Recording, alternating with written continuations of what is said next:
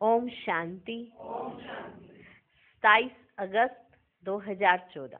साकार महावाक्य। बाबा कहते, मीठे बच्चे, मैं विदेही बाप तुम देहधारियों को विदेही बनाने के लिए पढ़ाता हूँ।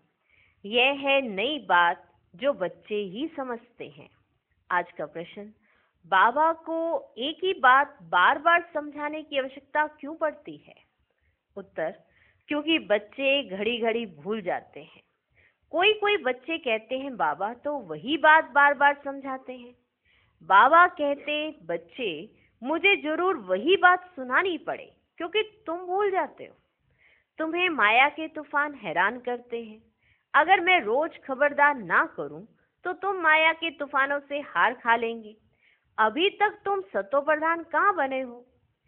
जब बन जाएंगे तब सुनाना बंद कर देंगे। ओम शांति। इसको विचित्र रूहानी पढ़ाई भी कहा जाता है। नई दुनिया सत्युग में भी देहधारी ही एक दो को पढ़ाते हैं। नॉलेज तो सब पढ़ाते हैं, यहाँ भी पढ़ाते हैं। वे सब देहधारी एक दो को पढ़ाते हैं। ऐसे कभी नहीं होगा कि विदेही बाप या रूहानी बाप पढ़ाते हो। न सत्युग में न कलयुग में ऐसा कभी नहीं होगा कि विदेही बाप या रूहानी बाप पढ़ाते हो। शास्त्रों में भी श्री कृष्ण भगवानुवाच लिख दिया है, वह भी जिस्मानी हो गया। यह नई बात सुनकर मूंझ जाते, विदेही बाप पढ़ाते।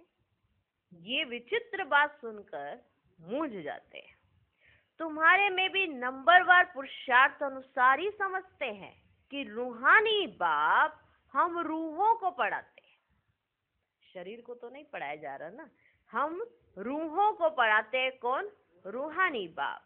यह है नई बात। सिर्फ इस संगम पर ही बाप खुद आकर कहते हैं, इस द्वारा मैं तुमको पढ़ाता हूँ, इस द्वारा मैं तुमको पढ़ाता हूँ। ज्ञान का सागर, शांति का सागर, सब आत्माओं का बाप भी वही है। ये समझ की बात है ना, देखने में तो कुछ नहीं आता। आत्मा ही है मुख्य और वह है अविनाशी। शरीर तो विनाशी है, तो पता है ना, शरीर तो विनाशी है, आत्मा अविनाशी है। अभी वे अविनाशी आत्मा बैठ पढ़ाती है। भल तुम सामने देखते हो, ये तो साकार में शरीर बैठा है, परंतु ये तुम जानते हो ये ज्ञान देहधारी नहीं देते। जो ज्ञान हम सुन रहे हैं वो ये देहधारी नहीं देते हैं, वो विदेही बाप दे रहे हैं। ज्ञान देने वाला विदेही बाप है। कैसे देते हैं यह भी तुम अभी समझते हो। मनुष्य तो बड़ा मुश्किल समझते हैं। कितना तुमको माथा मारना पड़ता है यह निश्चय कराने के लिए कि ये ज्ञान कौन देते हैं, कि ये ज्ञान कौन दे रहे हैं। कितना तुमको माथा मारना पड़ता है निश्चय कराने के लिए। वह तो कह देते निराकार का कोई नाम रूप देश काल ही नहीं है। वह बाप खुद बैठ पढ़ाते हैं। कहते मैं सब आत्माओं का बाप हूँ, जिसको तुम देख नहीं सकते हो, समझते हो कि वह विदेही है। ज्ञान आनंद प्रेम का सागर है, वह कैसे पढ़ाएंगे? बाप खुद समझाते हैं मैं कैसे आता हूँ, किसका आधार लेता हूँ। मैं कोई गर्भ से जन्म नहीं लेता हूँ, मैं कोई गर्भ से जन्म नहीं लेता हूँ। मैं कभी मनुष्य व देवता नहीं बनता हूँ। ये किसने कहा? शिव बाबा ने, विदेही बाप ने।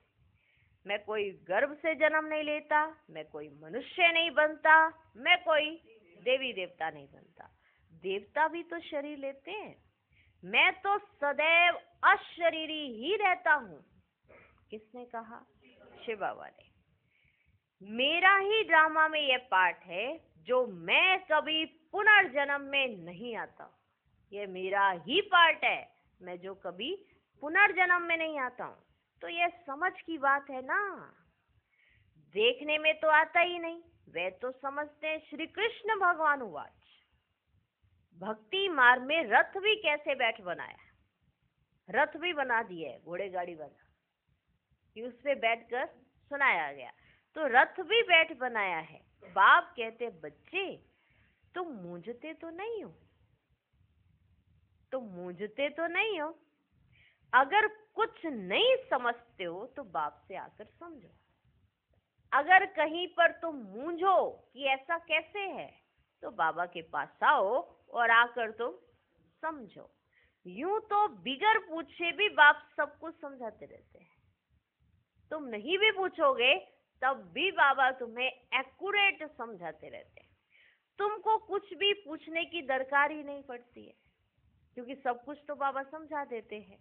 मैं इस पुरुषोत्तम संगम युग पर ही अवतार लेता हूँ। मेरा जन्म भी वंडरफुल है।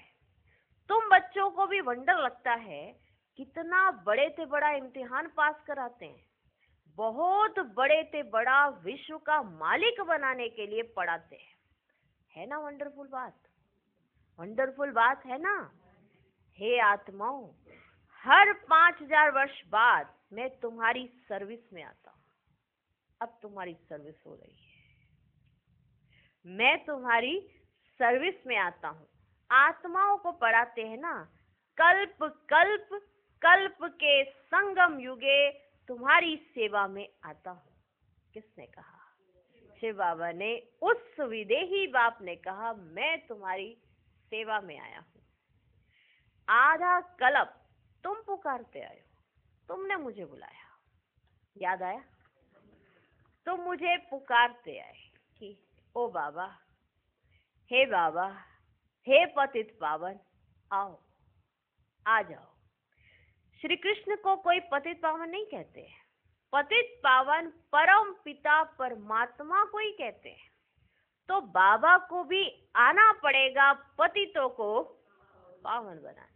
इसलिए कहा जाता है अकाल मूरत सत बाबा, अकाल मूरत सत टीचर, अकाल मूरत सतगुरु। अकाल मूरत सत बाबा, अकाल मूरत सत टीचर, अकाल मूरत सतगुरु। सिख लोगों के भी बहुत अच्छे स्लोगन हैं, परंतु उन्हों को भी ये पता नहीं है कि सतगुरु अकाल मूरत आते कब हैं, नहीं पता। ये भी गायन है कि मनुष्य से देवता किए करत न लागी वार। ये गायन है, ये स्लोगन है। कब आकर मनुष्य को देवता बनाते हैं पूरे नहीं पता। वही सर्व की सदगति करने वाला है, यह तो पक्का निश्चय होना चाहिए ना, पक्का निश्चय होना चाहिए। क्या आकर कहते हैं? सिर्फ कहते हैं मन मना भव। उसका अर्थ भी समझाते हैं और कोई भी अर्थ नहीं समझाते हैं, वो सिर्फ श्लोक दे देंगे और कहेंगे इसको रटते रहो, उसका अर्थ नहीं समझाएंगे। शिव बाबा आकर अगर कुछ कहेंगे तो सबसे पहले उसका अर्थ समझाते हैं। तुमको सतगुरु अकाल मूरत बैठ समझाते हैं इस देह द्वारा कि अपने को आत्मा समझो। तो ये समझना चाहिए ना। जब शिव बाबा इस रथ द्वारा बैठकर समझाते हैं कि तुम अपने को आत्मा समझो, तो ये बात समझनी चाहिए ना।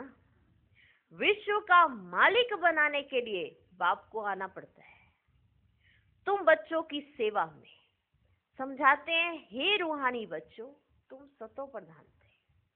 तुम क्या थे? सतो प्रधान थे, फिर तमो प्रधान बने।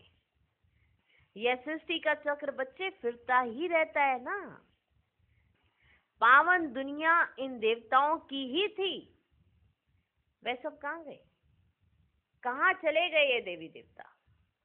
ये किसको भी पता नहीं, मूंझे हुए हैं कि उनको यही नहीं पता कि ये देवी देवता गए कहाँ, मूंझे हुए। बाप आकर तुमको समझदार बनाते हैं। बच्चे, मैं एक ही बार आता हूँ, पावन दुनिया में मैं आऊं ही क्यों?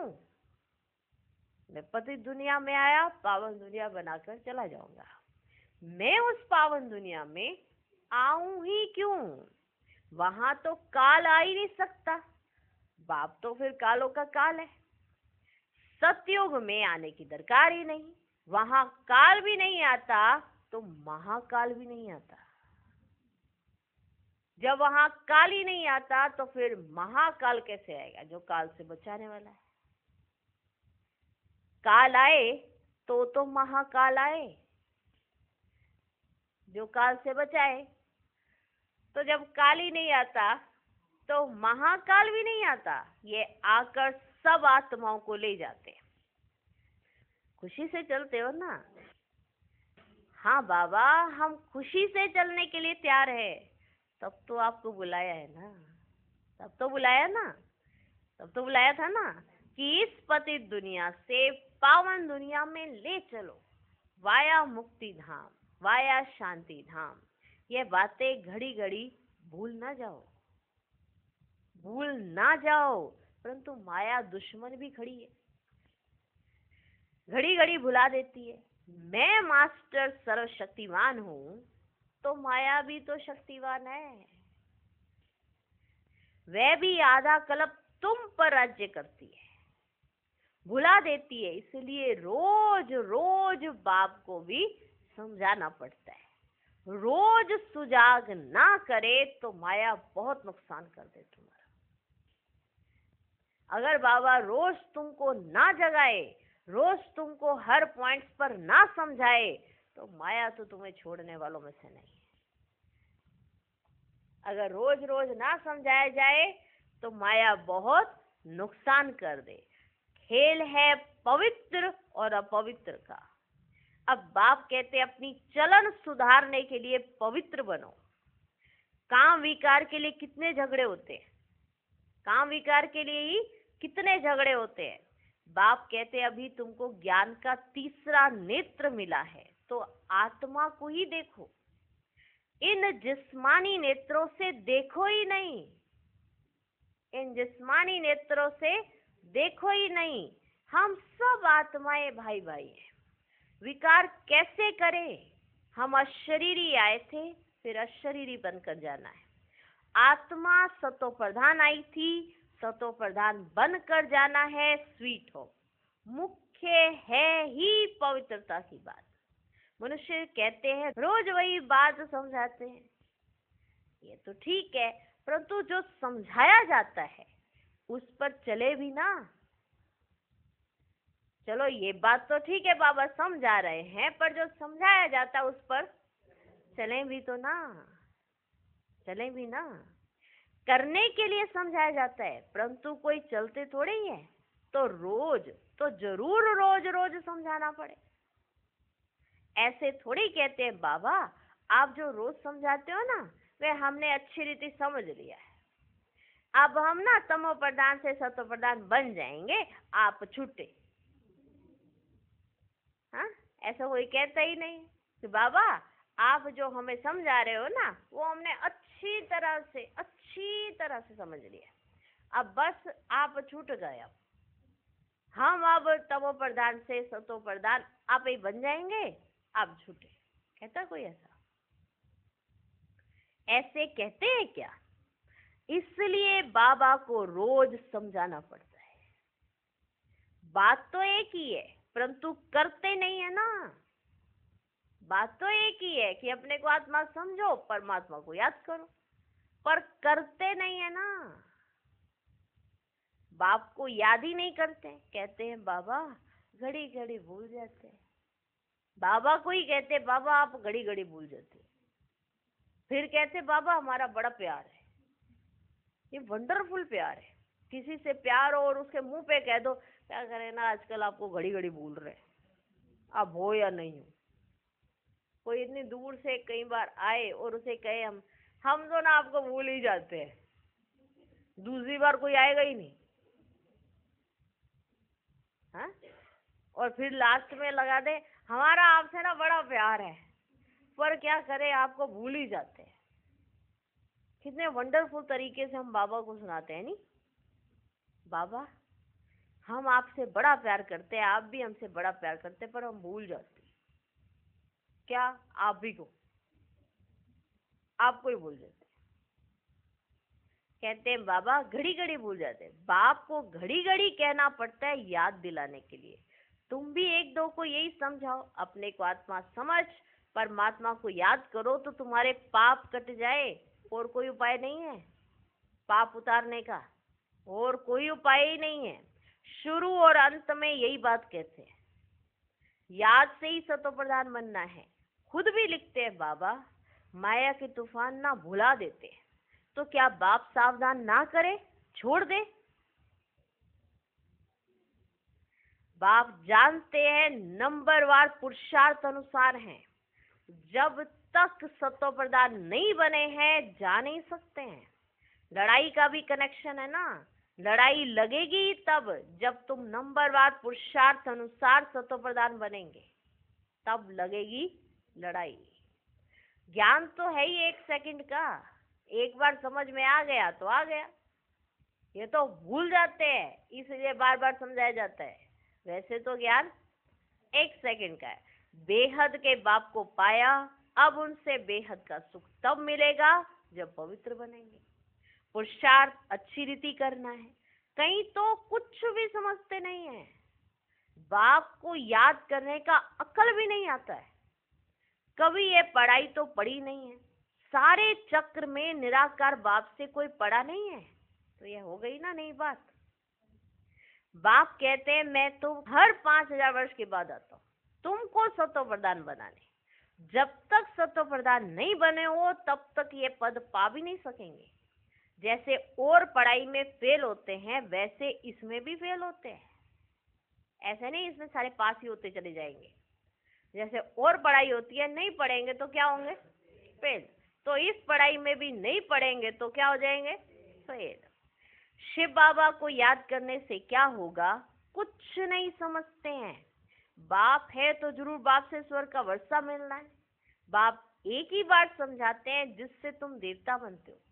तुम देवता बनेंगे फिर नंबरवार सब आएंगे पाठ बजाने। देवी देवता तुम बनेंगे फिर उसके बाद सबके पाठ शुरू हो जाएंगे। इतनी सब बातें बुढ़ियों आदि की बुद्धि में बैठ ना सके तो बाप कहते अपने को आत्मा समझ, बाप को याद करो। बस वही शिव बाबा सब आत्माओं का बाप है। शरीर का बाप तो हरेक का अपना अपना है। शिव बाबा तो है निराकार। उनको याद करते करते पवित्र बन शरीर छोड़ फिर बाप के पास जाकर पहुंचना है। बाप समझाते तो बहुत है, परंतु सब एक रस नहीं समझते हैं। एक रस नहीं समझते हैं, माया भुला देती है। इसको ही युद्ध कहा जाता है।